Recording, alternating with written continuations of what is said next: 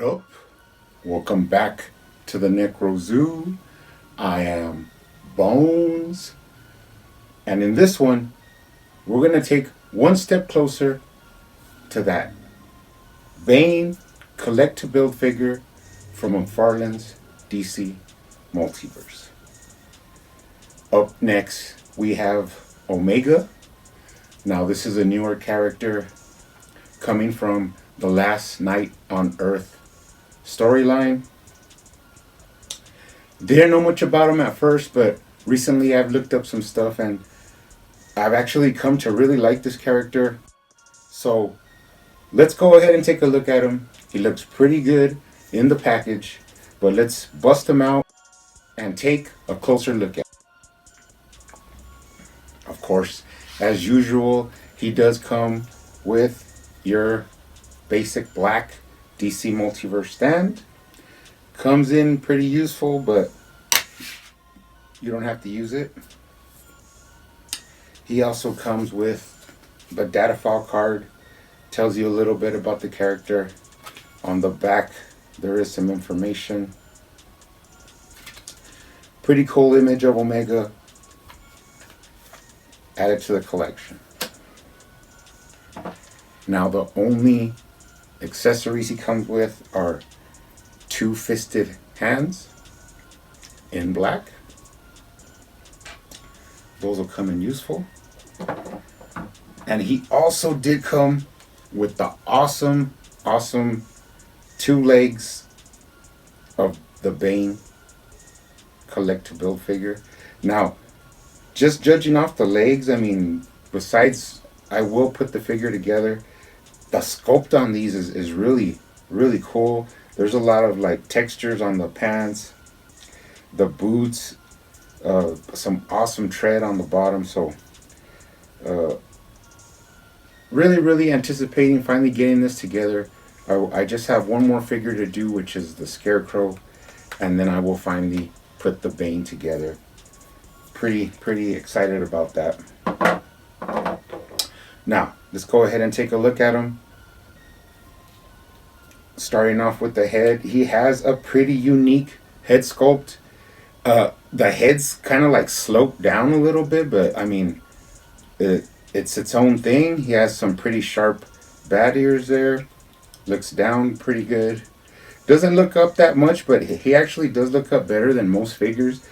But when I do my custom of this guy, I will be adding some head articulation. A big, nice, sweeping Batman emblem on the chest.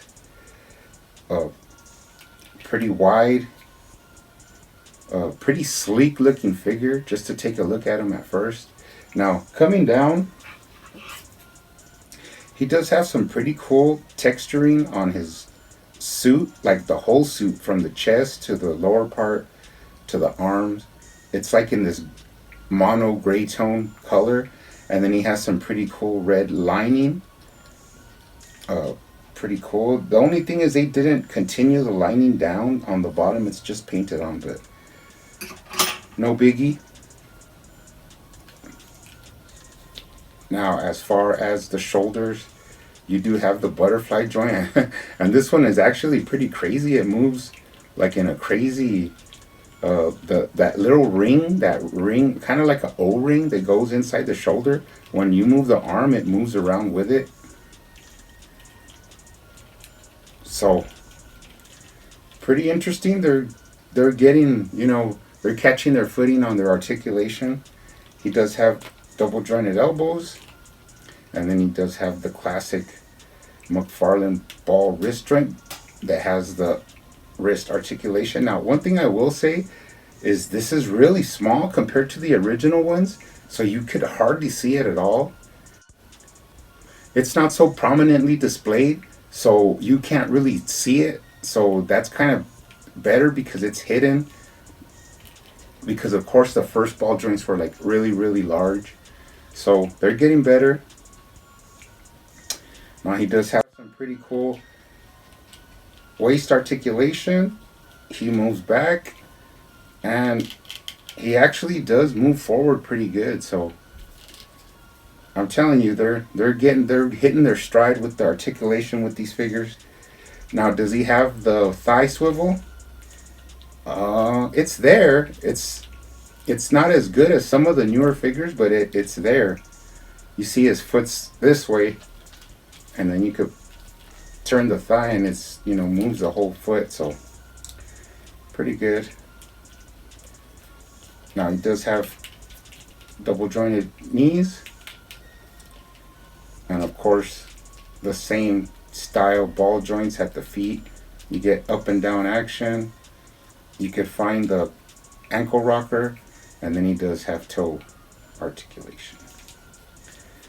I'm really liking this figure. I mean, for some reason, like, he's simple, but he looks pretty sleek and pretty, like, kind of like new era style of a figure. So checking him out from the bottom, he has no tread.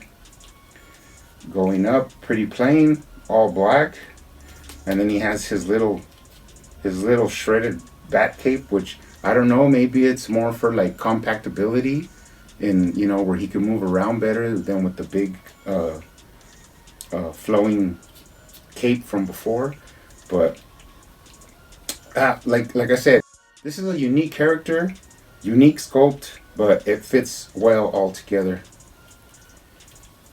Really enjoying this guy. He's gonna look awesome up there on the shelf. Now let's take a look at some size comparisons. Here he is next to the Flashpoint Thomas Wayne Batman. And then I also brought in my custom Hellbat armor that I'm working on. Pretty big figure, so he is just like a basic standard size 7-inch McFarlane figure.